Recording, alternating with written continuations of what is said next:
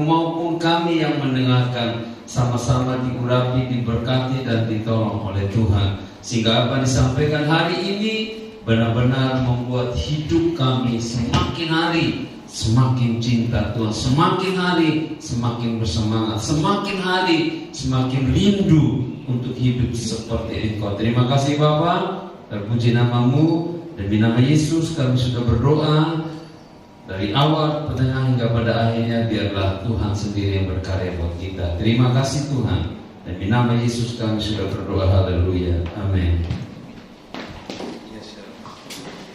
Silakan duduk Bapak Ibu.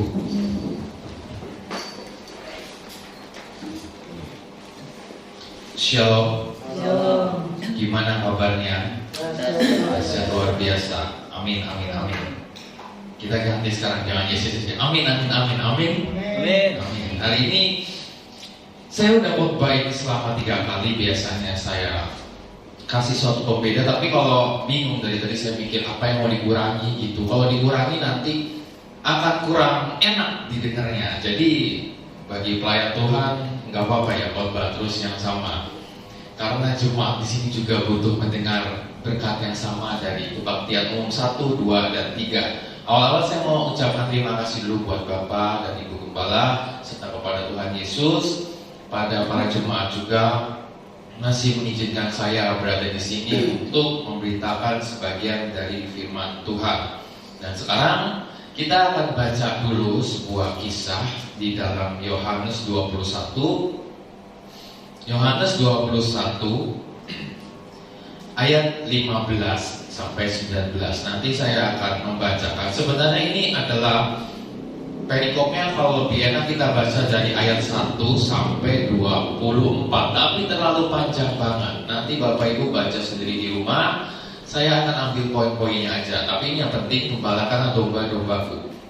Ayat 15, sesudah sarapan, Yesus berkata kepada Simon Petrus, Simon, anak Yohanes, apakah engkau mengasihi aku lebih daripada mereka ini?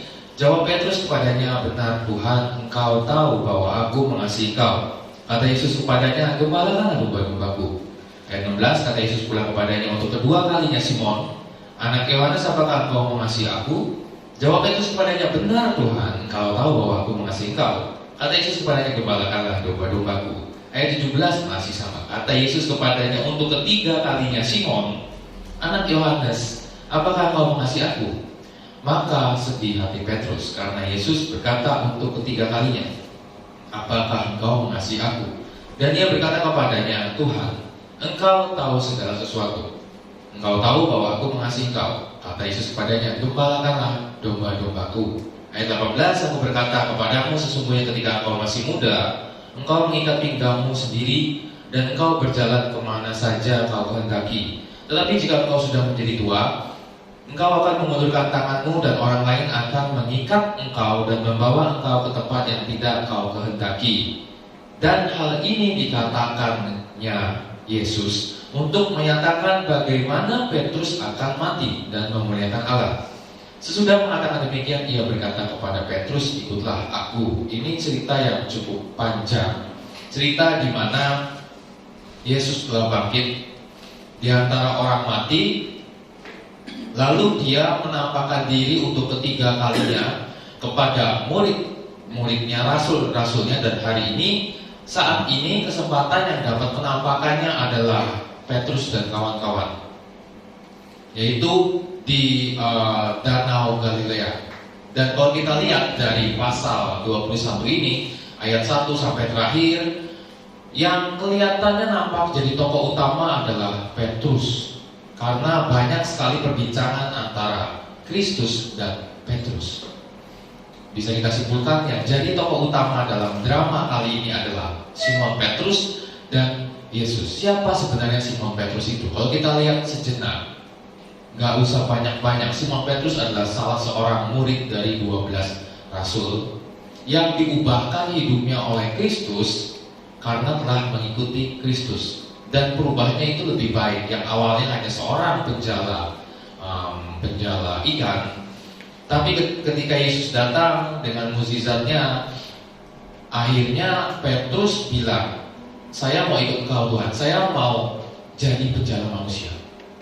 Dan semenjak saat itu Petrus ikut terus sama Tuhan Yesus kemanapun dia pergi. Ikut mengajar, ikut melakukan mukjizat, ikut melayani bersama dengan 12 rasul lainnya selama hampir 3,5 tahun.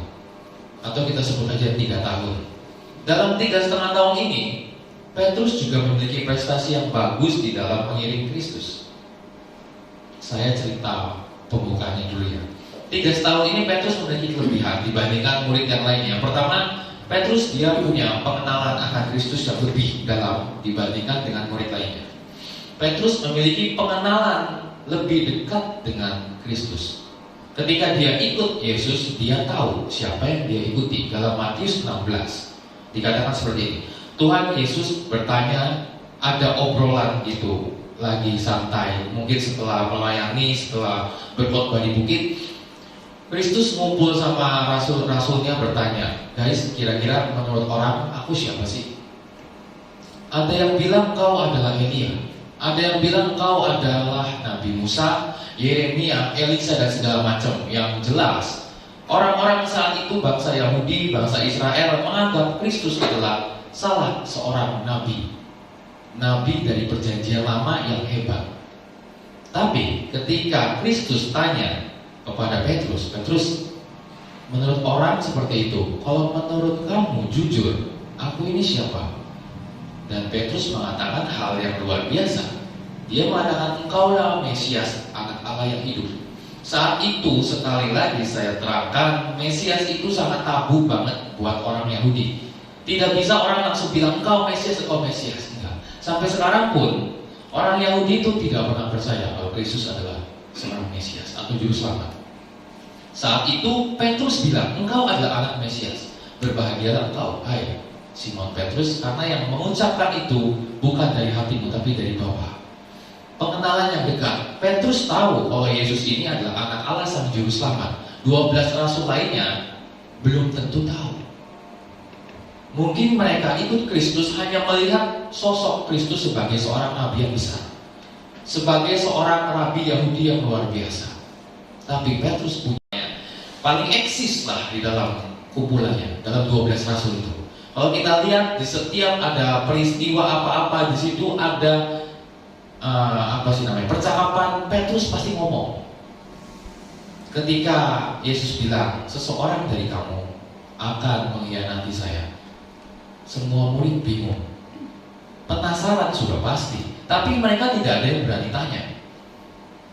Lalu Bapak Ibu tahu siapa yang berani tanya? Petrus. Tuhan, siapa sih orangnya? Biar nanti kita langsung sekap sekarang, biar engkau tidak jadi ditangkap. Belum lagi ketika ada pembicaraan mengenai siapa yang akan duduk di sebelah kanan Allah Bapa. Mereka semua murid-murid penasaran, saya nih adalah orang ikut Kristus nih, pasti saya. Tapi mereka galau, mereka bimbang, pengen tahu, mereka nggak berani mengutarakan itu. Dan Bapak Ibu tahu siapa yang bertanya lagi? Si Petrus. Entah kurang ajar, entah saking penasaran, entah terlalu polos dan lugu, dia tanya, Bapak, nanti kalau kamu mendirikan kerajaan surga, siapa sih yang di sebelah kananmu itu? Petrus yang ngomong. Jadi juru bicaranya 12 rasul ini. Selain itu pula, Petrus merupakan salah satu murid yang dikasihi Kristus.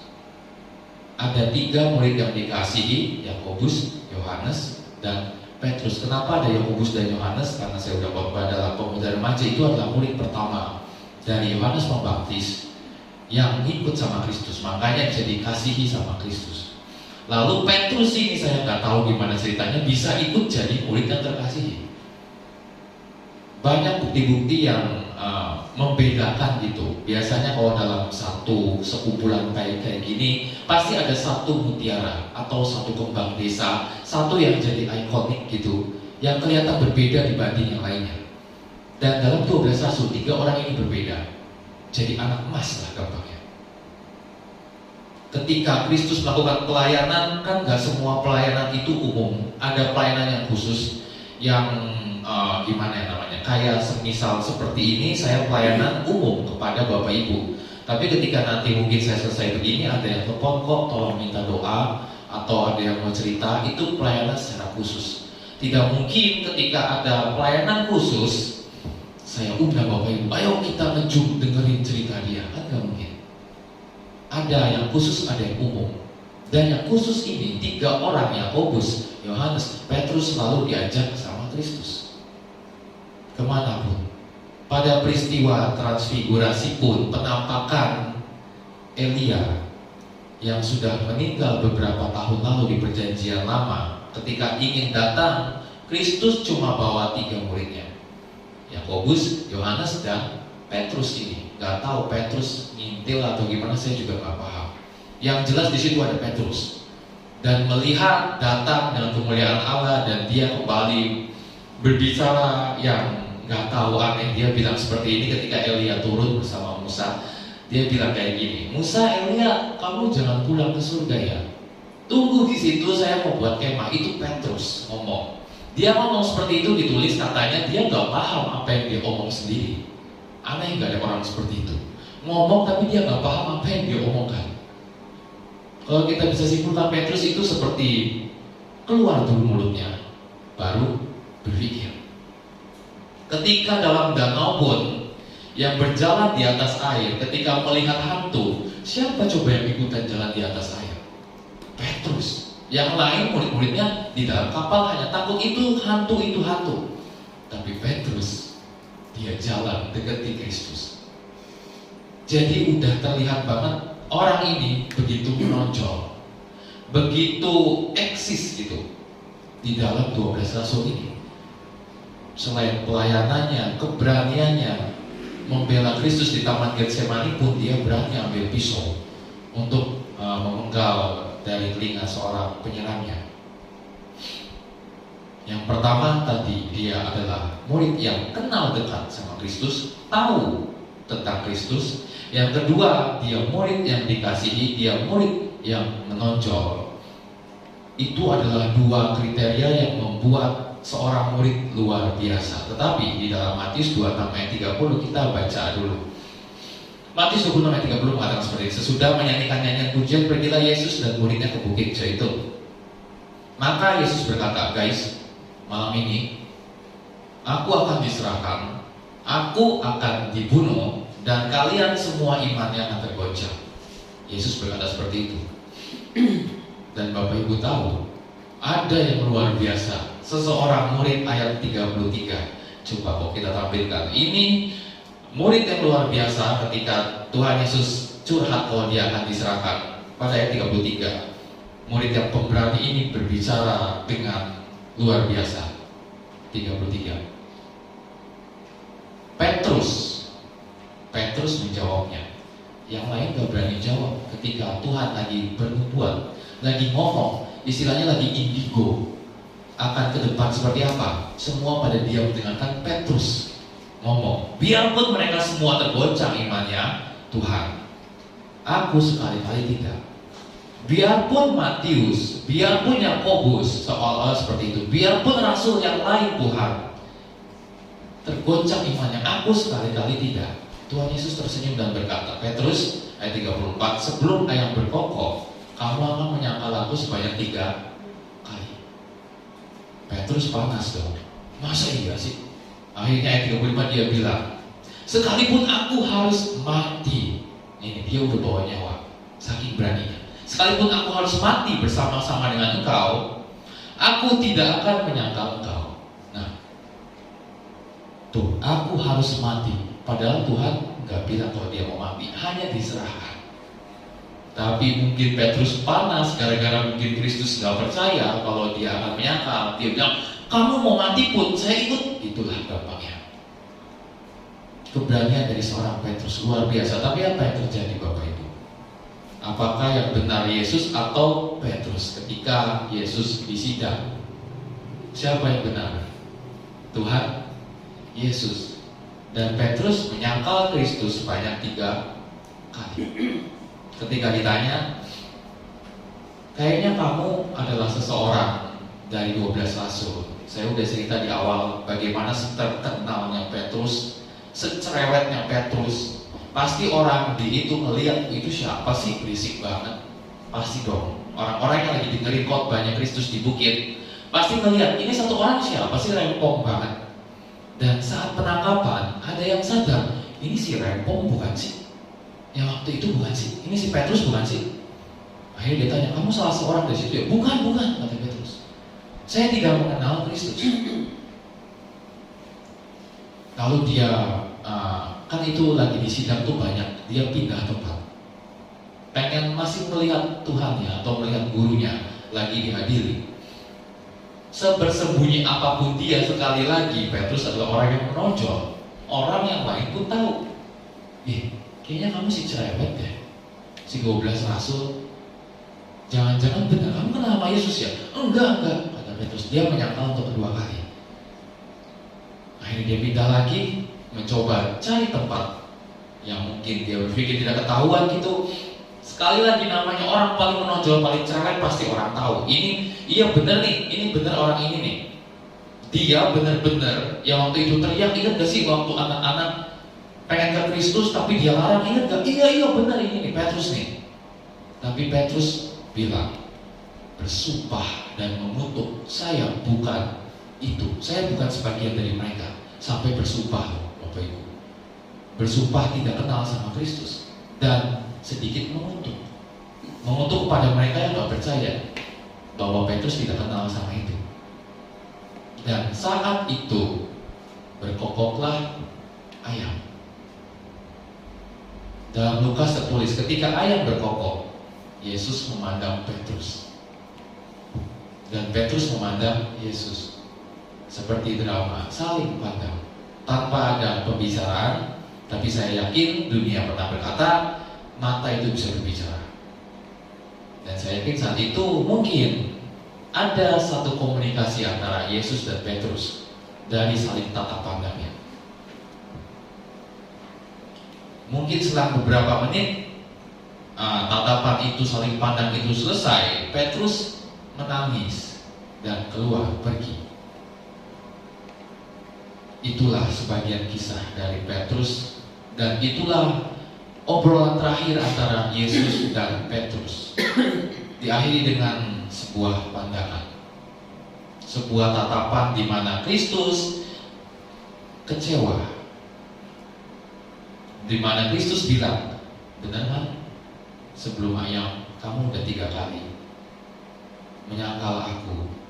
Sebelum kita masuk lebih jauh pun, mari kita berpikir dahulu kala ketika kita masih cinta banget sama Kristus, ketika kita pertama kali jadi orang Kristen, seperti apa cinta kita yang menggebu-gebu.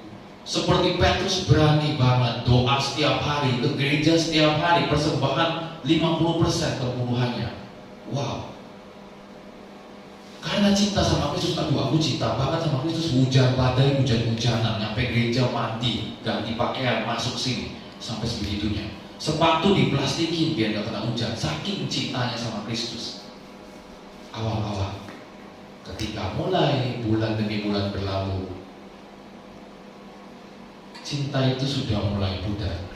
Seperti lagunya Rosaya, kurasakan cintanya pudar dalam hatimu.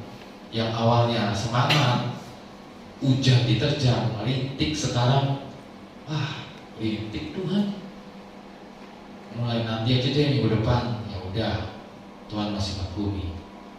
Minggu depan tidak rintik tapi cuaca mendukung untuk tidur, ngantuk Tuhan. Akhirnya bukan pudar lagi, cintanya sudah mulai hilang. Yang pertama menggebu-gebu, tidak bisa bohong, namanya dunia ya. Cinta awal gak usah kepada Tuhan deh yang gak kelihatan, kepada pasangan kita, gebetan kita. Banyak wanita curhat sama saya, bilang, kamu tuh kok enaknya manisnya PDKT doang sih, kenapa gak sampai belakang? Manusiawi lah. PDKT memang masa paling manis. Sama kayak kekristenan yang tidak kelihatan. Kita mau cintai Tuhan yang gak kelihatan ya sudah pasti lebih sulit lah. Petrus pun sama.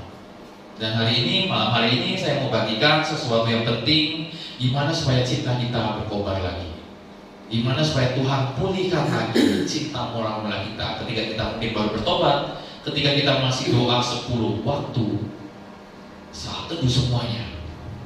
Sama seperti ketika Yesus memulihkan Petrus. Kita ambil poin pertama, ada 3 poin. Poin pertama, tapi sebelum masuk itu saya mau cerita dulu sedikit. Seharusnya Kristus ini kecewa dengan Petrus. Kenapa? Karena dia mengkhianati Yesus. Seharusnya ketika Yesus telah meninggal bangkit, dia nggak usah cari lagi si pengkhianat ini, ngapain sih? Dia aja udah mengkhianati saya, mending saya cari rasul yang baru. Kalau orang dunia seperti itu. Adakah orang yang sudah ditipu, misalnya, ayo ikut join sama saya usaha, kamu kasih 100 juta, nanti saya bagi hasil, lalu dibawa kabur 100 jutanya. Terus pulang lagi, minta lagi ke bapak ibu, mohon maaf ya, yang kemarin saya lagi hilaf, jadi saya bawa itu 100 juta. Boleh nggak sekarang kita join lagi 50 juta? Dikasih apa enggak? Orang gak waras ya masing-masing. Udah dikhianati, dibawa kabur, masa masih mau dikasih? Kalau bisa pikir, oh jangan deh, mending saya cari yang lain. Seharusnya Kristus seperti itu pun sama. Ketika sudah dikhianati, harusnya, aduh jangan deh Petrus, saya cari kandidat lain aja. Tapi Yesus enggak. Ketika dia bangkit, yang dia lakukan, datang ke tempat Petrus di mana dia berada. Di atasnya ya pasal ini ayatnya mengatakan ketika Kristus sedang berdiri menikmati sejuknya angin, mereka nggak ada yang kenal sama Kristus. Begitu pula dengan Petrus. Mereka nggak ada yang kenal bahwa Tuhannya telah bangkit. Petrus yang punya pengenalan lebih jauh pun dia nggak kenal. Walaupun tidak dikenal, Kristus nggak sakit hati. Dia tetap cari perhatian. Dia bilang apa? Ada makanan gak kamu? Gak ada. Semalaman saya cari ikan gak dapet, bro. Coba kamu tebar ke kanan di jalannya. Akhirnya ditebar, dapatlah ikan banyak. Dan saat itu ada yang bilang, namanya Yohanes, itu Tuhan. Sadar. Hah benar. Petrus langsung nyebur ke kolam itu, menyamperin Yesus. Dan akhirnya mereka bernostalgia. Di sini yang pertama, Tuhan ingin pulihkan panggilan Petrus. Dari cerita tadi, kalau kita lihat ya, ini ceritanya semacam dirancang atau diukir dengan indah, didramakan sama Yesus. Kenapa saya bilang seperti itu? Karena ini mirip banget. Kejadian saat kebangkitan ini mirip banget dengan kejadian saat pemanggilan. Pemanggilan pertamanya Petrus. Di tempat yang sama, Danau Galilea, di perahu yang mungkin sama, dan di mukjizat yang sama. Saya baca itu dalam Lukas 5 ya. Ini adalah pemanggilan pertama. Setelah selesai berbicara, ia berkata kepada Simon, bertolaklah ke tempat yang dalam dan tebarkanlah jalamu. Simon menjawab, guru, telah sepanjang malam kami bekerja keras. Ini kejadian pas belum dipanggil. Guru, semalaman kami telah bekerja keras. Dan di ayat tadi, di sini ketika Tuhan tanya, mereka juga semalaman nggak dapet ikan. Mirip nggak? Ini kejadiannya 3 tahun selang waktunya. Makanya saya bisa katakan ini seperti dibuat sama Yesus. Kejadian seperti ini sengaja dibuat. Tidak dapat ikan semalaman, ini juga tidak dapat ikan semalaman. Mukjizatnya sama, tempatnya sama, Danau Galilea. Apa yang mau Tuhan tunjukkan sebenarnya kepada Petrus saat itu? Apa yang ingin dipulihkan Tuhan? Tuhan ingin memberitahu kepada Petrus, Petrus, ingat gak dulu pertama kali kita berjumpa? Ingat gak pertama kali kamu menyatakan I love you sama saya? Di tempat ini tempatnya. Yesus mau seperti itu. Dia ajak Petrus melalui peristiwa kejadian ini supaya Petrus flashback. Petrus itu lagi galau, lagi bingung, saya mau melanjutkan kekristenan apa enggak. Tapi Yesus datang bukan dengan hukuman. Dia ajak Petrus, ingat gak saat pertama kali kita bertemu di danau ini dengan mukjizat seperti ini, jala kamu waktu itu hampir terkoyak loh. Sekarang jala kamu kuat, gak terkoyak. Mirip banget ini peristiwa. Di situ Tuhan mau memulihkan panggilannya Petrus yang sudah mulai goyah itu. Gak bisa bohong ya. kenangan atau momen di setiap kita yang indah. Itu alam bawah sadar kita ketika kita lagi jatuh gitu, lagi aduh gak enak banget di kasur, lagi ya payah-payahan mikirin dunia gak selesai. Tapi kalau kita ingat kenangan indah, secara tidak langsung itu kayak buat hati itu senang. Benar gak sih? Coba nanti kalau pulang lagi galau, ingat masa-masa indah. Yang lagi sakit, ingat masa-masa saya lagi sembuh, lagi bisa naik sepeda, jatuh naik sepeda gak bisa, ingat masa-masa itu. Secara gak sadar itu kayak membuat kita bahagia sendiri, walaupun itu sudah berlalu. Ini sama kayak Petrus. Ketika dia sedang galau, Yesus bawa ke masa-masa indah itu. Masa indah di mana dia bertemu dengan Kristus. Yesus ingin pulihkan panggilannya Petrus, yang dimana sebelumnya dia adalah seorang penjala manusia. Ini dari penjala ikan jadi penjala manusia, balik lagi ke penjala ikan tadi. Dan Kristus mau balikan lagi ke penjala manusia. Comeback Israel. Istilah game-nya seperti itu. Dan Tuhan Yesus berhasil mendapatkan kasih pertamanya Petrus. Semua makanya tahu itu Tuhan. Kenapa mereka tahu? Karena mereka pernah mengalami kejadian ini saat itu, saat pemanggilan pertama. Walaupun dalam perjalanan hidupnya ya, Petrus tadi saya udah cerita jatuh dengan menyangkal Kristus, tapi Kristus tidak pernah salah dalam manggil orang. Meskipun kita orang panggilannya ini kadang ngiring Kristus itu jadi lemah, atau mungkin bahkan pindah haluan, gak mau gereja lagi. Tapi ketika Kristus sudah tarik, gak akan bisa kabur. Saya gak pernah mau jadi pendeta, asli jujur demi Allah. Gak pernah mau, males banget. Saya mau jadi pengusaha, mau jadi raja. Ada 2 jabatan dalam kita, raja dan hamba. Raja itu dunia sekuler. Saya nggak mau jadi hamba yang rohani, gajinya sedikit, nggak bisa ngapa-ngapain, nggak bisa dapat ini. Gimana saya mau nikah? Gimana saya bisa hidup? Gimana saya bisa foya-foya? Saya mikir seperti itu. Saya mau jadi seorang akuntansi, audit, mungkin saya bisa korupsi di situ, kan enak. Nggak usah korupsi deh. Biasanya kalau pengauditan itu ya, saya kasih tahu sedikit Bapak Ibu, kenapa saya mau jadi. Biasanya ya, kalau perusahaan itu setiap tahun ada audit, dan untuk mengurangi beban, biasanya perusahaan itu bayar auditornya. Maksudnya, tolong ya Fred, ini dikurangi dikit bebannya. Oke siap, nanti masuk ke rekening kamu. Itu enak banget kok. Saya udah berbayar, wah enak banget, duit saya bakal banyak. Lari dari panggilan saya yang sebagai hamba Tuhan. Tapi sebagaimanapun jauhnya saya berlari, Kristus gak pernah salah. Dia tangkap saya kembali sampai di sini berdiri. Itu yang terjadi sama Petrus. Itu juga yang mau terjadi sama kita semua yang sudah mulai lemah nih. Yang aduh udah malas banget Tuhan, hidup makin gak jelas. 2022 saya gak tahu mau ngapain. Tetap semangat ya Bapak Ibu, amin. Karena Tuhan gak pernah salah dalam manggil Bapak Ibu semua di sini. Gak mungkin cuma asal comot, kamu masuk Kristen. Gak. Ada sesuatu hal lain yang ingin Tuhan tunjukkan sama Bapak Ibu. Dan itu udah pasti, dan rancangannya itu yang terbaik banget, gak mungkin yang buruk-buruk. Sekali lagi, ketika lemah, udah gulana, ingat pertama kali Bapak Ibu ketemu sama Kristus, itu aja, itu akan buat kuat. Oke, saya mau gereja lagi. Lalu yang kedua, Tuhan ingin pulihkan kasihnya Petrus. Karena kasihnya Petrus sudah mulai dingin. Ayat 15-19 mengatakan seperti ini. Sesudah sarapan, Yesus berkata kepada Simon Petrus, Simon anak Yohanes, apakah engkau mengasihi aku lebih daripada mereka ini? Jawab Petrus kepada ini, benar Tuhan, engkau tahu bahwa aku mengasihi engkau. Saya ulangi ya.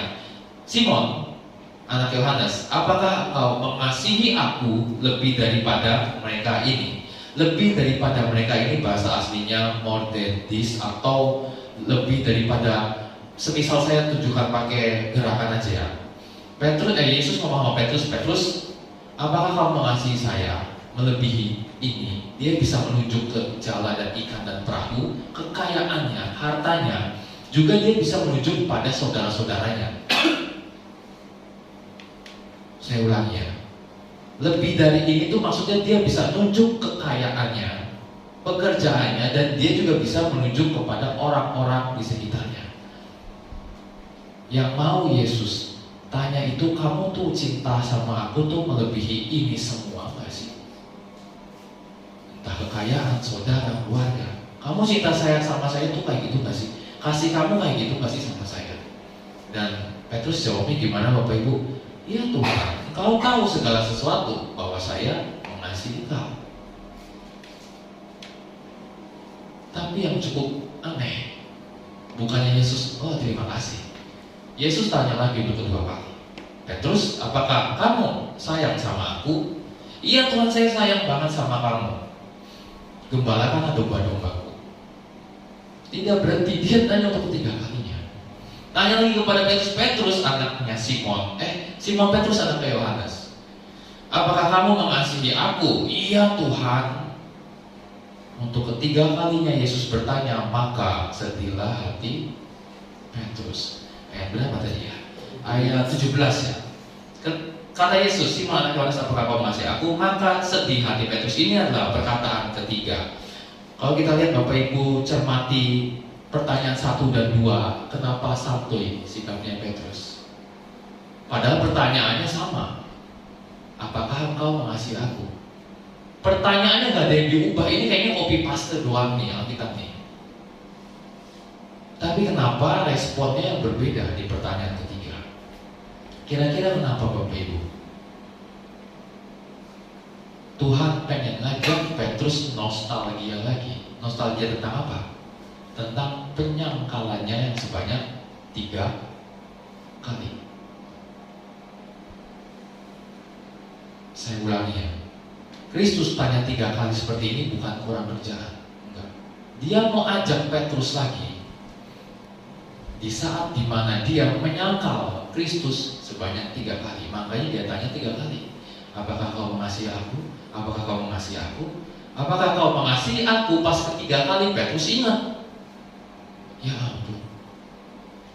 Ternyata maksud Yesus ini. Sedihlah hatinya.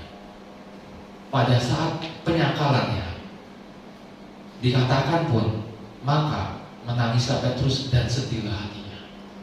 Ketika dia nyangkal pas yang ketiga kali. Kata sedihnya di sini nih, sedihnya sama dengan kata sedih yang ini. Yang ketika Tuhan tanya, bisa dinyatakan atau bisa disimpulkan ini emang Petrus kena flashback. Dalam Naruto kena Sharingan atau kena bayang-bayang semu, kalau kata Bapak Gembala. Bayang-bayang semu yang di belakang ketika masa lalunya begitu rusak, menyangkal Kristus. Lalu apakah maksud Kristus adalah mengkorek-korek kesalahan Petrus? Enggak. Dia bukan dengan maksud, hei kamu, bukan maksud nyindir ya. Beda sama kita manusia yang suka nyindir kesalahan orang, suka nyinyir gitu. Tuhan Yesus enggak. Dia maksudnya mengajak itu Petrus supaya Petrus sadar, kamu pernah berbuat dosa tapi saya ampuni. Gitu. Kadang kita berdoa terus meminta sesuatu, kita lupa kalau kita sebenarnya pernah berdosa di belakang. Tuhan kenapa gak jawab sih? Saya kan udah doa setengah mati. Kita gak koreksi diri kita. Dan saat ini Yesus pengen, Petrus kamu koreksi diri kamu dong. Saya tanya 3 kali. Akhirnya dia ingat. Yesus mau memulihkan kasihnya Petrus yang semula tadi kasihnya cuma semu gitu. Tapi ketika dia diingatkan dengan kesalahannya, di sini Bapak Ibu yang pernah punya salah besar lalu diampuni, coba betapa bayangkan pasti akan, ini orang yang benar, saya nggak cerita orang yang nggak benar.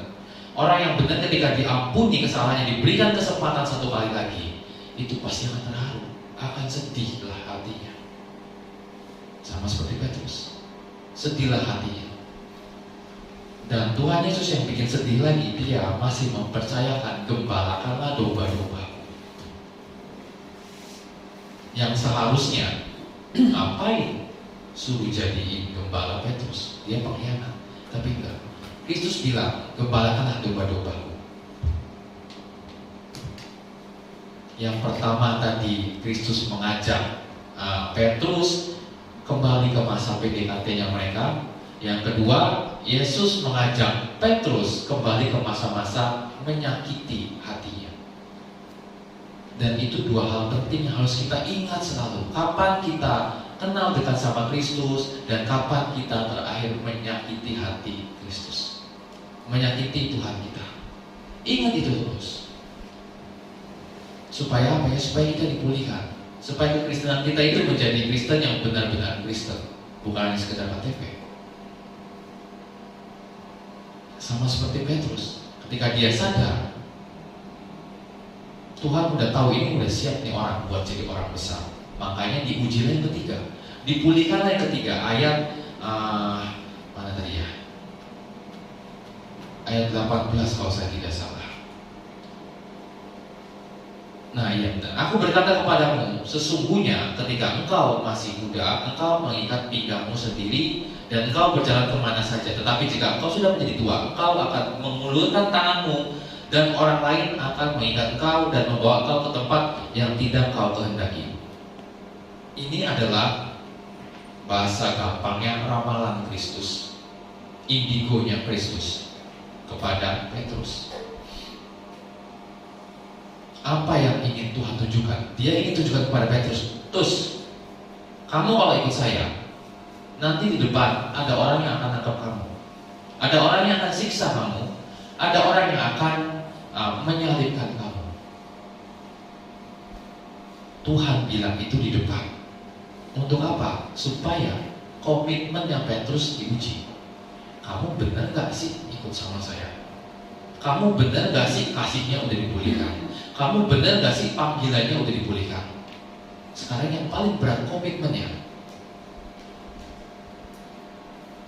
Ikut saya, kamu tidak akan menjadi berkat. Maksudnya tidak akan diberkati. Ini kasusnya Petrus ya. Ini kasus kita beda. Ini untuk Petrus, Yesus bilang seperti itu. Ikut saya, kamu akan menderita. Kamu akan mati syahid. Kamu akan matinya gak enak, tersiksa. Dikasih tahu di awal dulu nih. Beda sama orang PDKT, kasih tahu awalnya manis-manis. Kalau Tuhan enggak. Awalnya kasih yang buruk dulu. Mau nggak ikut saya? Komitmennya diuji. Benar gak sih Petrus benar-benar mau ikut Kristus kan? Jangan-jangan cuma ikut karena pengen dapat berkat. Tidak bisa bohong kan? Kita seperti itu. Ada yang ikut Kristus, melihat, aduh kok enak banget orang Kristennya, diberkati. Yang dilihatnya berkat terus, berkat. Ikutan ketika masuk ke dalam Kristen, kok saya nggak diberkati? Kok dia lebih diberkati, dapat mobil banyak, mewah segala macamnya? Kok saya naik sepeda terus sih dari dulu? Manusiawi Bapak Ibu. Petrus pun seperti itu. Kalau kita lihat bawahnya kan, ini udah tahu nih. Yesus sudah bilang, Petrus kamu mati akan seperti ini. Oh, oke Tuhan, kata Petrus dalam hati mungkin. Oke, saya akan mati syahid. Akhirnya dia berpikir, melihatlah seseorang murid yang dikasih Yesus. Ini lanjutan bawahnya. Yohanes iseng tanya, Tuhan, ini kalau Yohanes matinya gimana? Lalu apa yang dikatakan sama Yesus? Di ayat 20 perhatikan. Ketika Petrus berbalik, ia melihat bahwa murid yang dikasih Yesus itu Yohanes sedang mengikuti mereka, yaitu murid yang pada waktu sedang makan bersama duduk dekat Yesus dan berkata, Tuhan, siapakah dia yang memelihat engkau? Ketika Petrus melihat murid itu, ia berkata kepada Yesus, Tuhan, apakah yang akan terjadi dengan dia ini? Tapi jawab Yesus, perhatikan, jikalau aku mengkehendaki supaya ia tinggal hidup sampai aku datang, itu bukan urusanmu, tetapi kamu, Petrus, ikutlah aku. Maksudnya apa? Ketika Petrus tanya, ada Yohanes lewat, Tuhan, ini Yohanes nanti gimana? Matinya kayak gimana? Sama kayak saya enggak? Yesus jawabnya apa? Gampang ya, Yohanes tidak akan mati bro. Yohanes akan hidup enak. Yohanes akan sampai tua, tidak akan disiksa. Kira-kira itu mentalnya kenapa Petrus? Mentalnya kenapa Bapak Ibu?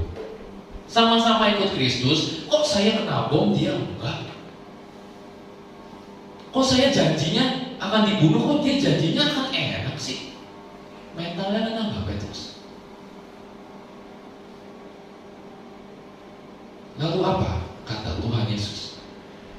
Ikutlah aku, gak usah lihat dia. Maka tersebarlah kabar, ayat 23, di antara saudara itu Yohanes tidak akan mati. Awalnya hanya Petrus yang tahu, tetapi kita tahu Petrus mulutnya seperti apa kan? Terlalu bersemangat, akhirnya tersebarlah semua itu. Guys, Yohanes gak akan mati tahu? Hah? Yang benar? Iya, kalau lu matinya diapain? Gak tahu, katanya gue gak mati syahid. Gue juga. Mulai ada gosip obrolan. Dan saya sudah bisa pastikan yang saat itu pasti mereka mikir 2 kali. Ini kita lanjutnya ikut Kristus ya? Enak banget tuh orang. Saya juga kalau pengen membandingkan sih pengen ya sama pendeta-pendeta yang luar biasa di sana. Yang YouTuber yang gajinya Philip Matopa gitu, Dokter Insinyur Niko, atau pendeta siapa lagi kesukaannya Ibu Gembala tuh, Erastus. Saya kadang mungkin bisa iri kan, kok enak banget mereka beli makan tinggal Gojek, saya beli makan harus naik motor, manasin, kena panas-panasan, beli makanan kelinci lagi, jauh lagi kan ke tempatnya anaknya Om Kris kan di sana jauh banget, tahu dari sini sampai sana panasnya banget. Tapi kok enak banget ya Insinyur Niko ya, padahal sama-sama khotbah, sama-sama melayani Tuhan. Kalau saya masih berpikiran seperti Petrus, gak akan ada pendeta di desa-desa, gak akan ada yang menyelamatkan kita semua orang-orang desa ini. Makanya Yesus bilang, ikutlah aku, gak usah perhatikan mereka. Kekristenan, saya sering jelaskan, bukan masalah tentang agama. Saya tidak menerima kalau Kristen itu adalah agama, tapi adalah sebuah perjalanan hidup bersama dengan Kristus. Itu aja. Perjalanan saya dengan Kristus, bukan kamu sama Kristus, bukan dia sama Kristus, tidak. Saya sama Kristus. Mau dia sama Kristus diberkati, ya udah terserah. Saya sama Kristus dicobai, ya saya harus terima itu. Jangan jadikan perbedaan itu iri-irian gitu kan. Aduh, dia ikut Kristus enak diberkati, udahlah saya mau pindah, males di sini nggak diberkati. Jangan seperti itu.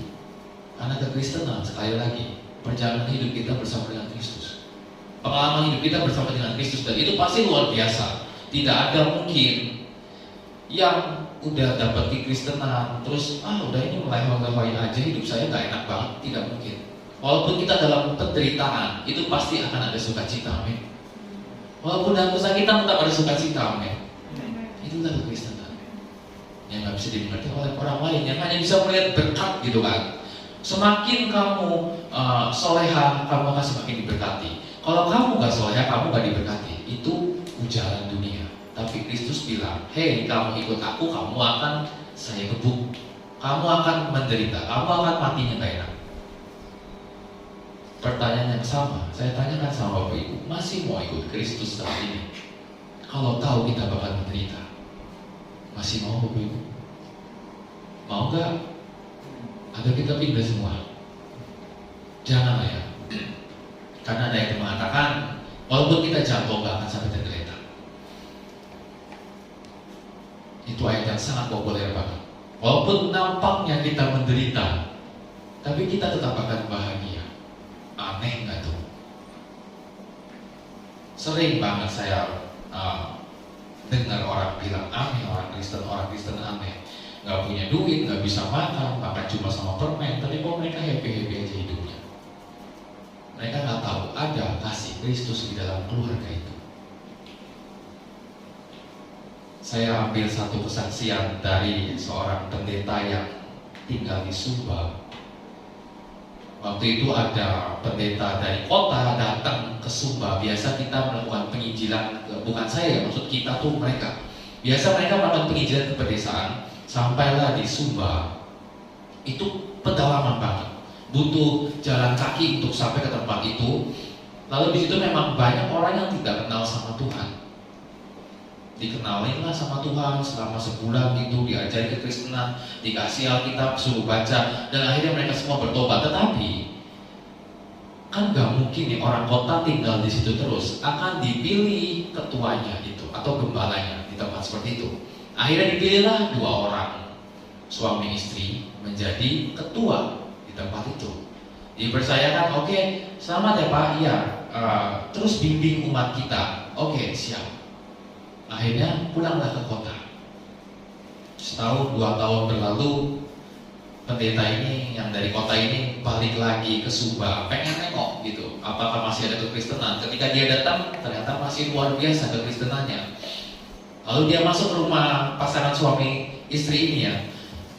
Iya Pak, Shalom, oh ya luar biasa, ceritalah sama bapaknya. Oh iya, ibunya kemana ya? Oh ibunya sebentar saya panggilkan. Bapaknya masuk dalam kamar, ibunya keluar. Iya gimana Pak, ya bla bla bla bla, ngobrol panjang lebar. Bapaknya kemana? Oh sebentar saya panggilkan. Ibunya masuk, bapaknya keluar, bla bla bla bla. Jadi ini mereka nggak pernah ketemu nih. Ketika ditanya ibu mana, bapaknya masuk. Ketika ditanya bapak mana, ibunya yang masuk. Usut punya usut, ditanya kalian kenapa sih lagi ribut? Nggak mau ketemuan? Enggak Pak. Di daerah kami adatnya ketika berjumpa dengan seseorang yang lebih besar, lebih tinggi harus menggunakan pakaian atau kain yang adat gitu. Dan kami hanya cuma punya satu. Oleh karena itu kami ganti-gantian untuk menghormati Pak Pendeta. Jadi ketika bapaknya ngobrol, tanya ibu, dia masuk kamar, dia ganti itu kainnya, kasih ke ibunya. Apakah mereka berdua mengeluh? Ini kejadian nyata. Mereka tidak pernah mengeluh. Mereka nggak berhenti cari Kristus, mereka tetap mengembalakan. Ganti-gantian. Tersentuhlah pendeta itu yang dari kota. Akhirnya dia pulang dan kembali jadi gembala di kota, mendengar kabar sekitar 10 tahun kah atau 15 tahun bahwa gembala atau sang pria ini telah meninggal di sebuah itu karena sebuah penyakit dan tidak bisa ditangani. Meninggalkan seorang istrinya. Mau ke sana pun masih terlalu sibuk. 10 hari berlalu, istrinya ikut meninggal. Lalu akhirnya datanglah ke sana, mayatnya belum dikubur, udah mau busuk. Kenapa kayak seperti itu? Karena tidak ada transportasi, tidak ada obat-obatan, tidak ada uang. Dan mereka meninggalnya ya seala kadarnya, nggak dipetiin, cuma disarungin, dipocok gitu, lalu dikubur. Sekarang saya mau tanya, kalau seandainya kita dalam kondisi seperti itu, kita masih mau ikut Kristus nggak sih? Masih mau Bapak Ibu? Mau nggak? Kenapa mereka bisa bertahan? Karena ada sukacita yang nggak tahu datang dari mana, dari Roh Kudus. Saya juga mikir ini ngapain sih orang di Sumbawa, mending pindah aja ke kota. Tapi kalau begitu komitmennya berarti nggak serius dong, maunya enaknya aja, nggak boleh seperti itu. Kristus mau pulihkan komitmennya Petrus. Kenapa ini penting? Karena ketika yang pertama tadi kasih telah dipulihkan, yang kedua panggilan telah dipulihkan. Untuk mengawetkan ini nih, dua ini butuh komitmen yang luar biasa. Kalau nggak ada komitmen, paling ini cuma bertahan sebulan 2 bulan. Nanti lemah lagi.